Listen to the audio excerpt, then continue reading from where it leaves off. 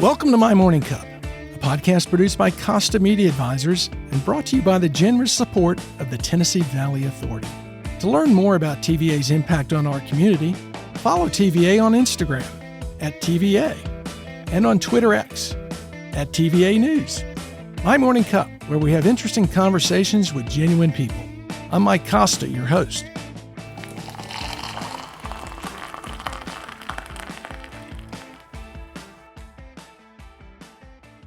My guest this week is Tom Glenn. As a second-generation entrepreneur, Tom is president of Elders Ace Hardware. The business started by his father and partners has grown to 37 stores and 1,000 employees under Tom's leadership. Tom, before we delve into the challenges of being the second-generation leader of a business, let me ask, what's in your morning cup? My morning cup is, I used to drink coffee. I drank it black, and I shared it with my wife. But I since converted about 2 years over. I converted to green tea, and it's just plain. But and I really just did it for the health benefits, I guess. But you might be probably the fifth person in the last 10 people we talked to who have dumped coffee and converted to tea. Yeah. I never really liked coffee. I mean, I tolerated it, but I didn't really like it, and I don't necessarily like the green tea. But I feel like there's some caffeine, and it kind of gets me started. I just like the fact that I never really liked it, but I drank it every morning. Yeah, it's something my wife and I do. She enjoys coffee. Well, I'm so glad you agreed to do this because we talk to a lot of people here in Chattanooga about their career paths, and entrepreneurism is such a special thing because it can do so much, not only personally, but for family. And I think your family is a great example of that. And one of the things we don't talk enough about is the second generation, third generation, and how a business not only needs to keep going, but how it does keep going. So I would like to start with a little bit of a background. Born and raised in Chickamauga, Georgia. Correct, yes. Mm-hmm. Talk a little bit about that. Talk a little bit about your family. And I know your grandfather and his brother started the original Glenn Brothers Hardware in 1919? Yes, that's right, yeah. And that was in Chickamauga. And so I kind of had a boring childhood. I have an older brother, a younger sister, and obviously parents. And we went to First Baptist Church in Chickamauga. And actually, the fellowship hall there was named for my grandfather, I think, because he primarily funded the fellowship hall. And so it was just kind of interesting. I never really thought about it then, but a lot of times there were activities in the Glenn Fellowship Hall. You just kind of took it for granted. That's what the name was. Yeah, I really did. And I wasn't there when it was built, but I guess my grandfather had funded that. And I have a lot of, so we were regular churchgoers, and I remember my grandmother, she had a habit of always placing her tithe in the offering plate. And I think she did that to model that for her children and her grandchildren, et cetera, that, we give every week. And anyway, so I went to school at Gordon Lee High School. Again, small community. At that time, we really didn't take many trips to Chattanooga. I mean, it was just, there was plenty to do in Chickamauga. And so, and I was involved in sports and, other stuff. And so that kept us busy. Well, one of the other things you told me you were involved with is the debate team. Yeah. And again, in talking to some of the folks who have talked to on this podcast, I'm surprised by the number who have been on the debate team. What did that give you? What kind of training did that give you that you use today? Well, I did it because you have affirmatives and then you have negatives. So you got a pair in each. And I did it because they had three people and they needed a fourth, and so I think I did it like my freshman year, and I kind of got hooked on it. My brother, who's 2 years older than I am, he was doing it at the time, and a lot of times I just kind of followed my brother's path. But I actually, I enjoyed it, and we spent a lot of time. And I remember going to region meets, and I can remember one time at a region meet, I quoted the Bible in something that I would, and one of the judges said, "That's that's more theory, that really shouldn't be given in debate," and it was kind of a shock to me, but anyway, but it was just kind of the way it was, so, after that point, I pretty much stuck to the facts of the argument, Yeah. etcetera, so. Yeah, yeah. Are there instances today when you've got a situation in business that you go back on your debate trading the affirmatives and the negatives, or just that Yes. model? Yeah, always when I've got an employee in front of me that I'm trying to counsel. So, Yeah. a lot of times that kinda helps out, but other than that, I mean, I think it just gave me the confidence, with public speaking, which, Yeah. I've never really had a difficulty doing that. So you're growing up in Chickamauga, you're doing sports, you're doing the debate team. You're working part-time in the hardware store? Yes. Mhm. What were you doing? Sweeping floors, stocking shelves, just a family business? Yeah, well, I believe, dad, opened, the first store in Chattanooga on Highway 58. I believe I was 9 years old then, and so, a lot of times we'd go up on Sunday getting the store ready, and, my job was, to cut and thread galvanized pipe nipples, and, How old were you doing this? I think I was 9. So you're cutting pipe at 9 Yes, years old? yes, yes, which I'm sure today would not be allowed, but family gets exempted from a lot of things like that. Exactly.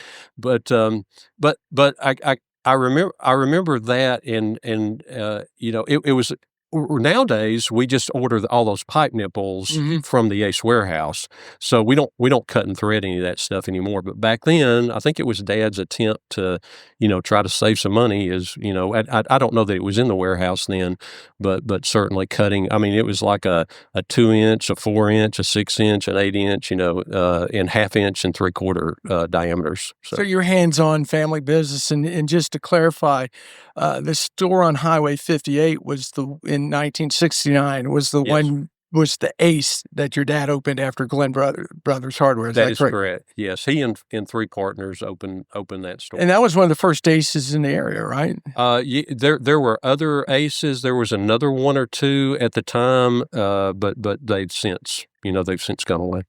So how much has the family culture affected the business and how you run the business?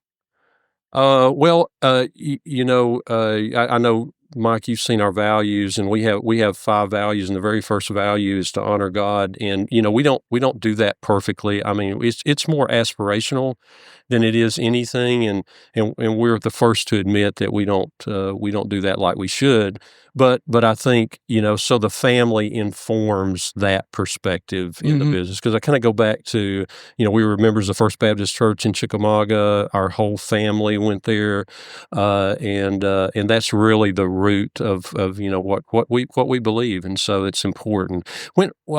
Lots of time I participate in the orientation of all of our people. We do it on Zoom nowadays, and one of the things I explain is what does honor God mean, and I say it's not meant to be exclusive. We don't evangelize in our business, but we don't hide our faith. And so and for people that I acknowledge during orientation that, a lot of people are maybe agnostic or they may be atheists and whatever. And I say, you know what? If that's where you believe, we're not going to impose our beliefs on you. But if that's how you believe, then you just substitute for honor God. You just substitute do the right thing because we believe that most people have a moral compass and they Yeah. understand the difference between right and wrong. And so but we never attempt to be, anything other than totally inclusive in how we approach our people. So, Mhm. and we want them to be comfortable. We don't hire people based on what they believe. We don't terminate them. We don't counsel them. We don't give them raises, etc. But it's important to us because that was really the very fundamental thing that our business was founded on in '69. And what are the other 4 core values? Okay, I knew you were gonna ask that. So, okay, so, build relationships, be local, stay small while growing, and do our best. So And that guides basically what you do. it does. It A does. and I do wanna get get back to, I want to stay focused on those, because your mission statement, which I found, which I really like, is we will be our community's most helpful and trusted retail team by consistently pleasing each customer. Yes. And I want to weave that into 1993 blizzard, the Yep. big blizzard here. Your Yep. stores never closed. They did not. How did you stay open? Some of our managers spent the night in the stores, and we operated with very lean teams, and that's really important. We say that when when our customers need us the most, which a lot of times is during inclement weather events, Mhm. that it's more important than ever that we're there to serve them. And so, I think that was a hard time, and I remember one manager that basically stayed in his store overnight for 5 nights, and I suspect he's since retired, but I suspect if you had asked him if he would do that again, he would probably say no.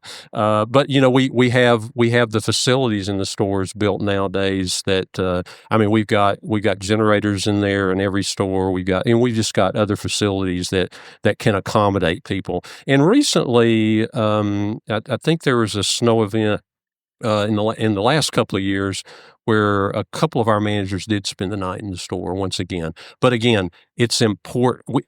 It's when our customers need us the most because we supply their homes, and a lot of times they need fuel or they Yeah. need propane. I mean, they need things like that, and we need to be there for them. How closely do you track the weather as a store? I mean, because exactly what you said, and I would imagine this weekend's probably a good example with all the flooding. Yeah. We track it fairly closely, but it's not, it's not for those extreme events, but more it's like, okay, a supply line might dry up. And so we've been doing this for 56 years. So our guys a lot of times will look at not only the warehouse that we pull out of, but Ace has 16 warehouses across the country. A lot of times we'll order from other warehouses in anticipation of an event. And so we do look out, we'll look out a week or two at least, and we will anticipate the demand on product because sometimes the warehouses just aren't big enough to be able to supply the product. So you grew up in the family business. It's ingrained in you, and you go off to school. You go to UGA, get Yes. your undergrad. You go to Duke, get your MBA. Yes. Did you go directly back to work in the family business? Did you know that was going to be your path, or did you say, I'm going to go over here and do this? I really thought that was not my path, and so after I got out of Duke, I went to work for a national accounting firm out of Charlotte, North Carolina, and that gave me the opportunity to travel around the country some. And matter of fact, one thing, I worked in the World Trade Center at one time in New York City, and I think I was there maybe 5 or 6 months, something like that, and it was very enjoyable. My story from that was that so I was living in Midtown in an apartment, and then my very first day of work, I mean, I had done the run down to the World Trade Center on the subway, and so my very first day of work, back then you had to wear a coat and tie and suit and everything, so I submerged into the subway, and by the time I got to the World Trade Center, it was in the summer. I was hot, I was sweaty, I had been smelling urine all the way, and it was just it was and so I came out and I felt like I need to go take a bath. I mean, but you just kinda learn to kinda deal with that, but, So you made a memorable first impression on your first day.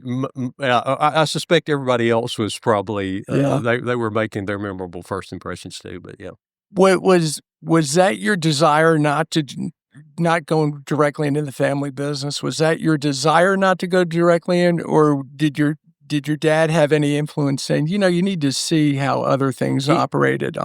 He never pressured me on that at all, and I really thought I didn't want to go in the family business, and I really thought that I wanted to be a CPA, and so I did that for a few years, and then I kind of saw the downside to that. I mean, CPAs, I don't know if it's the same nowadays, but I mean they drive you very, very hard, particularly staff and senior staff and managers and people people like that. So they drive you very hard, and I saw some of the disadvantages of that, and so it got more attractive to join the family business. So when I joined the family business, Dad had 6 stores at that time, and so I came. We sat down. We had some discussion, and I said, Dad, I'm really interested in growing the business. If that's something you're interested in, and he said that it was. So Was that a discussion you initiated, or just something your dad, you would see him on the family occasions and say, "We always got a spot for you, Tom." yeah, no, he did not initiate it. I initiated that, and I remember calling him and saying, I'd like to talk about me joining the family business. So, yeah. How important was that approach for the ability for you guys to work together, since you took the initiative and you had that pre-discussion of saying, "Here's what my vision is," because your dad started this business, so Yeah. his vision's probably the most important at that point, but if you're gonna come on, and was there a conflict? There was never a conflict between my dad and I really give him all the credit for that, because he was so easy to work with, and I learned so much from him. I say I've got these other degrees, but I really learned more from Dad Yeah. than I learned from anybody, any school education or anything. But it kind of reminds me, Dad. He said to me, he said after we got started, he said, Tom, he said, I want you to know that if we ever have a disagreement, then one of us is going to have to go. And he said, and that's going to be me. So, and I always felt like, Dad always he let me make the mistakes that I needed to make. I mean, he didn't let me make any big mistakes. I don't think I really made any big mistakes, but I made some mistakes, and Dad was always so easy to work with, and just let me do my thing. Here's a big question for you. I grew up in a family Hmm. business. My brother now one of my brothers now runs it. Did you call your dad at work, or by his first name, Elder? Dad. Yeah, everybody else called him Elder, and everybody calls me at work Tom. So, but I always called him Dad. My brother always called my dad Joe. I could never get. I mean, maybe that's why I got out of family business. I always Yeah, called him Dad. yeah. So you wanted to expand the Hmm. business. Talk through that conversation with your dad, because I'm going to assume, in content's not the right word, but he had a nice business going. It's like, Yeah. well, why do we really need to do that? I think he told me, he said at that time, he said, I'm content with the 6 stores, and so that's just where we would be. So we actually had 5 stores in Chattanooga, and then we had opened one in Cleveland, and he said he was content with that, but he said because I was coming back, that he would definitely support that.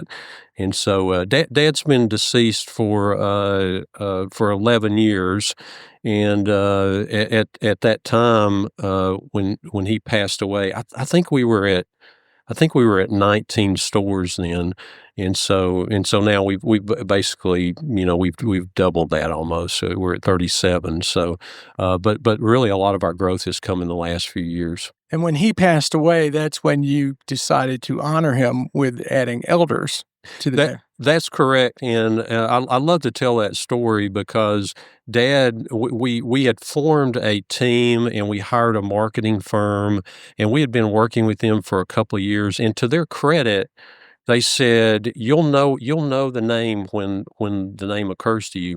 Well, early on, our director of human resources, she said, "Let's call it Elders," and Dad immediately said, "No, you're not doing that."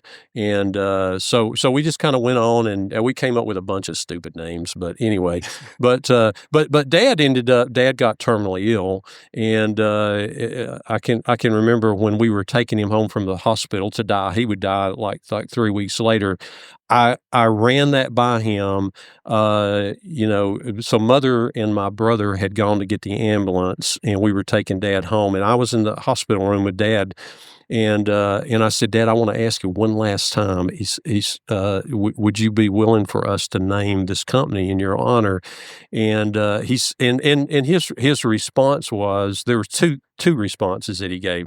One was, he said, "Tom, I know you well enough to know you're going to do it anyway." Um, but the other thing he said was, he says, "I know I'm not going to be here, and by the time you get that done, I won't." I think attorneys and accountants and everybody like that. I mean, they commonly put their name up, but it's not so common in our business. And but Dad did give us permission, and actually, I was able to take the very original store and do the Elders Ace hardware on it and show it to him before he passed. And just a kind of an interesting tidbit is, the Elders is actually his signature. So it's kind of a cool So they thing. were able to replicate that. They were. Yeah, yeah, yeah. Well, and I think the other important thing of that is that Ace is a franchise It's or a co-op. I'm It's a I'm sorry, co-op. co-op. Yes. But you differentiate yourself to where people know it's local as opposed to just Yes. another national name. I think so. Yes. And I think the other thing that you guys do well is you really bring that local hardware store feel as opposed to going into a big box. Why is that important to you? Well, it you know, so one of our values is that stay small while growing, and the bigger we get, the more intentional we have to be around that. And another one of our values is to be local, and that's one thing that I explain to. We'll have people from all different stores, and we've got stores in Tennessee, Georgia, North and South Carolina, and I tell our people, being local is not where your headquarters is located. Being local is how the customer feels when they come into your store, and I'm confident that all our stores make our customers feel different. And it's not the f- it and we understand that it's important that you feel differently in our store versus a national chain. And we don't criticize our competitors. That's not the point of this at all. But it's important that we differentiate, and we feel like our customers feel differently. And some of that is in some chains. I mean, some chains don't, national chains don't focus on customer service. Others do, sort of, but they're kind of departmentalized, and we train our people to be able to move with the customer throughout the store and to be able to help. I mean, sometimes they'll need a specialist, but a lot of times they move from departments to departments, and so we think that's an important component of that too. Well, in talking of being local, you even, at least in my opinion, take it a step further that each store that you have has an individual feel. I mean, I think Red Bank feels different than Highway 58. Well, and all the stores are different. I mean, they're all the physical facility is Yeah. different. Some stores where we have the space, they have large nurseries. Some stores have home and gift areas. That's kind of the model going forward when we do the ground ups. But again, they are kind of all different in a way, and they also take on the personality of the manager. In spite of the fact that we try to embed, I think we do a fairly good job of embedding our culture with the managers. So there is some consistency as you shop at an elder store, but there's also the store just naturally takes on the personality of the manager. And how important is that autonomy of the manager to kind of be the king of his own store It or her own it store? it's important, but that's kind of goes back to that stay small while growing. Is that we tend to, if you're going to capture scale, then you have to used to, we let the managers make a lot of the buying decisions. Mm. Now we've kind of centralized that more, and really the managers have all they can handle by keeping the employees happy, keeping the employees trained, serving the customers, keeping up with our inventory, all those things. So I think to some degree there is a relief from them that we handle the buying Mhm. corporately. I wanna go back and talk a little bit more of second generation Yeah. and family.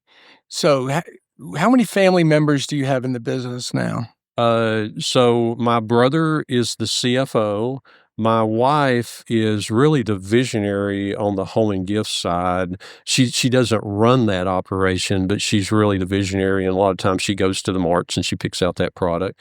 My son and daughter, we have 2 children, son and daughter are our daughter is our brand manager. She's really the keeper of all things branded, and she's the voice that I'm very confident in that responds when we have customer complaints, etcetera. And then, our son is a buying manager. Do you have rules for family members? And what I'm getting at is a lot of family businesses, particularly as they go second and third generation, rather than just saying, "Oh, yes, you always have a spot here," put in rules like, "You need to go work somewhere else for 2 years to kinda learn how things are or how things are done differently."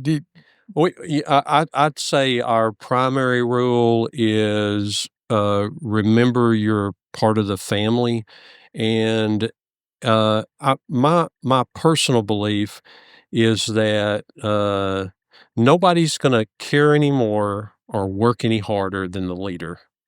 And so that is a big burden, particularly on a I mean, it's a big burden on me, personally, because I realize that there are 1,000 people that are counting on me and counting on my work ethic. And I think that's something that our whole family shares, Yeah. that we're very, we're very committed to the business. I wanna just tell a brief story, and that is I got a call from a customer one Saturday morning, and I typically work Saturdays. I should be embarrassed to admit it, but I work 7 days a week, but I don't work as much on Sunday. But I got a call one morning, from an unhappy customer, and I hung up the phone, and I thought, how in the world did that experience happen at one of our stores? I just did not understand it. And so I called our vice president of retail operations, and I said, I want to do a three-way call with you. And I called the store manager. And so we got the three-way call going. And I asked them, I said, whose fault is it that this experience happened? And of course, there was dead silence. And, and then the manager spoke up and he said, I guess it's my fault. And I said, no, that's my fault Yeah. that happened. How did we hire someone or not train someone to better take care of our customer? Now, usually I understand that there's always a second side of the story, and et cetera. But I think that's the accountability that the leader has to have, is that everything is your fault. I mean, I kind of hate to say it that way, and nothing is your credit, but everything is your fault. So I can remember Dad, we walked out to the parking lot one day, and there was a piece of paper out there in the parking lot, and Dad picked it up, and he could tell I was really frustrated by it. And he said, you want me to talk to the manager about that? And I said, "No, Dad." I said, this issue probably happens at all of our stores, and so I need to figure out a system and a way to communicate that so that that becomes more of a priority." Again, I think everything, it's nobody's gonna care more or work harder than the leader. Do you feel that attitude is because it's your family and your family name, or is that as ingrained into you and your leadership style? It's probably both, but I don't know, it's not as much the family name, but it's just I just expect that, I expect a store manager to be ultimately accountable. I'm ultimately accountable, but the store manager is responsible for his store. So I think it's really just more generally, just how I feel. I've just learned to feel that way over time. How old were you when you took over as CEO?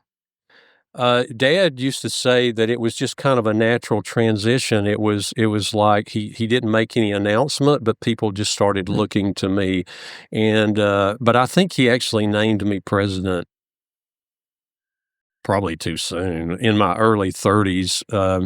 But our business is much more complicated nowadays, Yeah. and so a young 30-year-old wouldn't be able to do what So when you look back on that, how what do you look back on and say, "God, I can't believe I did that," or "I've changed," how has it changed? How have you changed? What have you learned? You know, I tell you one of the best feelings I ever had was we had a store in Rivermont here in Chattanooga, and, I was all for that store, and, that store was never successful. I think it was a little bit too close to our Dayton Boulevard store. It's probably a little too close to the big boxes, etcetera, and so that store was never successful, but, after 10 years when our lease was up, we actually signed a lease with Bob Corker at that shopping center, the Rivermont Shopping Center, Bob Corker. But that store was never successful, and I was so relieved to close that. I didn't realize how relieved I would feel because we always were focusing on that store, and it was just a problem store, and There was always something, huh? yeah, yeah, it was there was always something, and so I just couldn't believe how relieved I was when I corrected that mistake and we got rid of that. Well, I think that's an important point for anyone that's in business, whether you're second generation or you're just starting out, that, there's some problems you can't necessarily fix, and sometimes it's important to admit them and move on. Yeah, yeah, I think you're right, Mike. Um, yeah, I mean, and again, we've made many mistakes. I think the key to making a mistake is to correct it quickly. Yeah. Is don't let it linger, and sometimes, unfortunately, sometimes it's employee issues, and a lot of times you kick those issues down the road, and and we've had some toxic employees, and a toxic employee, I think always their peers are looking at the leader and saying, "Why are you not doing something about this? Do you not realize what a drag this person is?" And, but I think if you're not disciplined, you tend to kick that can down the road. Yeah, I had read somewhere, and it's been around a while, that there's nothing that will kill the morale of good employees as putting up with a bad employee. Yeah, and basically a weak manager, A a weak weak manager. leader. Well, and that's what it Yeah, screams. I'm yeah. a weak manager. I'm going to put up with it. Yeah, yeah. You just don't wanna address it. Sometimes, I've listened to some podcasts that call that a passive manager, a passive leader. Hmm. They just will not, and that's not how you grow a company. You grow a company by making the tough decisions, whether it be closing a store, whether it be dealing with an employee, whether it be, changing a process that needs to be changed, but it's those tough decisions. I'm a believer that 90% of my job, probably 95% of my job, anybody could do. Hmm. We talk with our people a lot about make sure you understand when you're in the zone, when you're in that 5 or 10% where you can really have an impact, that you've got experience that has built up over time that only you can do that. Most things other people can be trained to do, and they'll do it better than you can ultimately. But there is a zone that you're in. A lot of us have pieces of our job that we don't enjoy doing. A lot of times I find that sometimes nobody would enjoy doing it, and maybe I have a little bit of a skill at it, and so it's important that I push myself to make those tough decisions. Before we run out of time, I want to get to a couple more things, and this in particular. How are you preparing the next generation to keep this going? I feel like we're behind on that a little bit, and I really feel like there'll probably be an interim CEO after me before if either of our children decide to become the successor after that. I think Southern Champion Trade has done a great job of that, and I think there's other companies in town that have done. I know they have an outside. I think you Mhm. and I were talking about him earlier. They have a non-family member who's a leader at Southern Champion Trade right now. They're thinking the next generation will be then will be a family member, and there's just a lot of companies around that have done a better job than we have done. But our children are growing in the business right now, and my hope, and I don't want to put any pressure on them. My hope is that one day one of them may lead the company.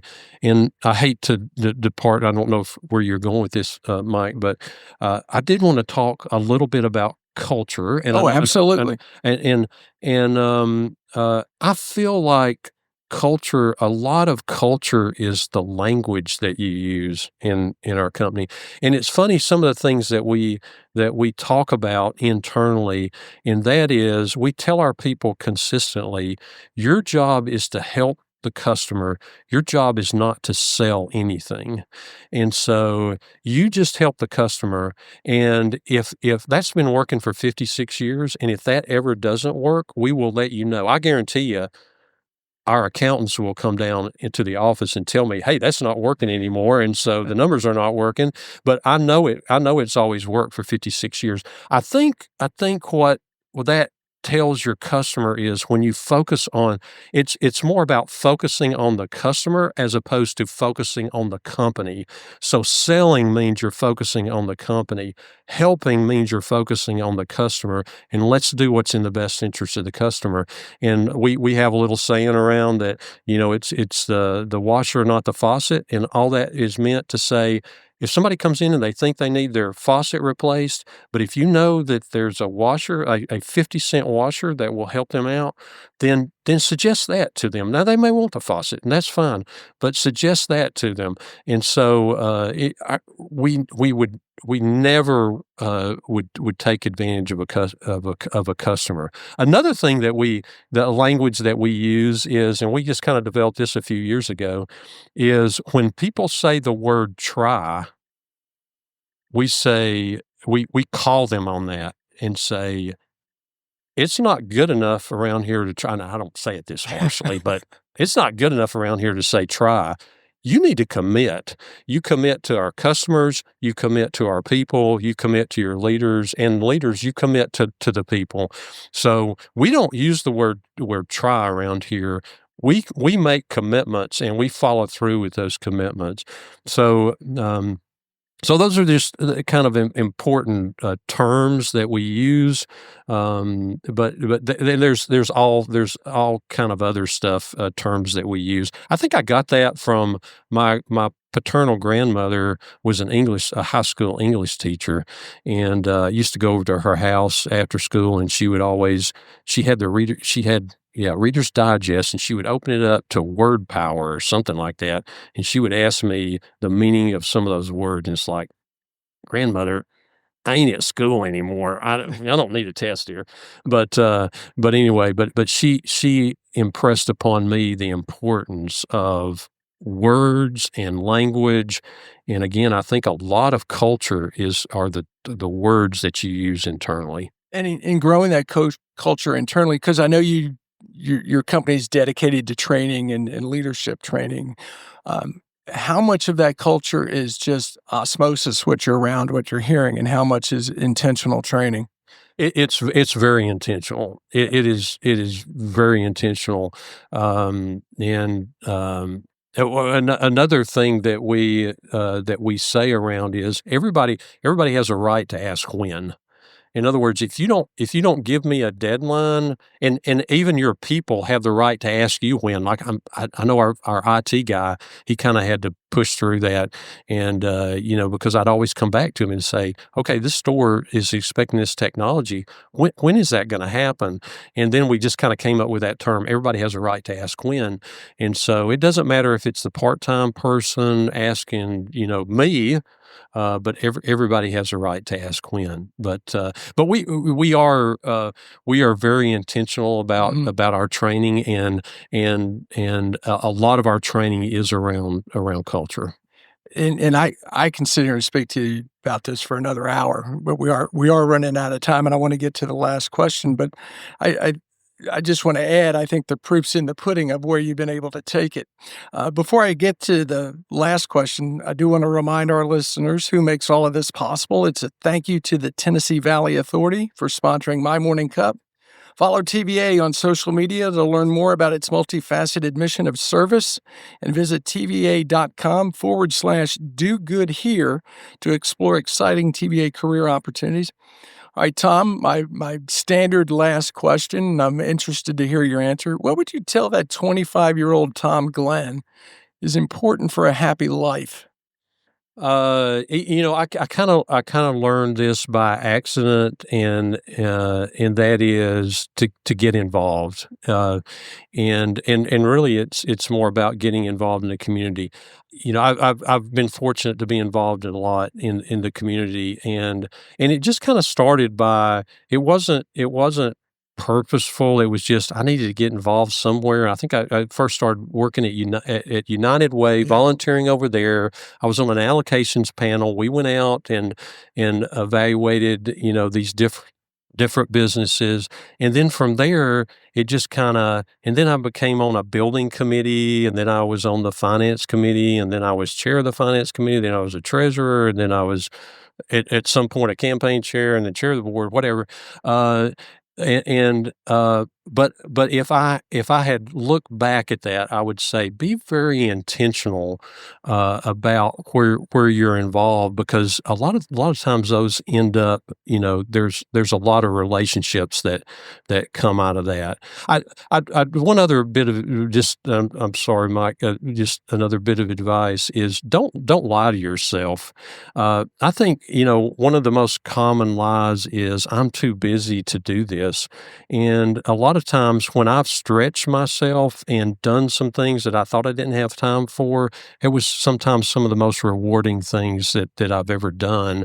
And again, I think lying to yourself by saying I don't have time to do that is it's just important, because nobody has time, right? Everybody has a busy life. Nobody has time for these things, and but I think you make time, and I think the lie that you tell yourself is that I don't have time for it, but what you really mean is I'm not going to give that my priority. That's not important enough to me. And it's like a lot of times I just like for people just to tell me that's not important enough for me. And I totally get that. But I think that's how you lie to yourself, is you say, it's, I don't have time, but really what you mean is it's not important. Well, I love your answer about being involved in the community, and you're obviously a great example of that. And I think Chattanooga in itself is a community that you can move here and not know anyone, but if you're willing to roll up your sleeves and join in things, they're glad to have you. And the unspoken advantage to getting involved is networking. What a better way to meet people. Yeah, I couldn't agree with you more. And really, I was not connected in Chattanooga at all. When I moved here, I mean, I grew up in Chickamauga. That was really where my network is. So, in those things, plugging in helped me get to know people like you, Mike. So, and Absolutely. I really cherish our relationship. But and I've just gotten to know so many fine, Chattanooga people. Well, you're one of the finest, Tom. I appreciate you taking time to talk to us on My Morning Cup, and look forward to hearing more about Ace's growth and the third generation of Glenn's. Thank you very much, Mike. It was a pleasure being with you today.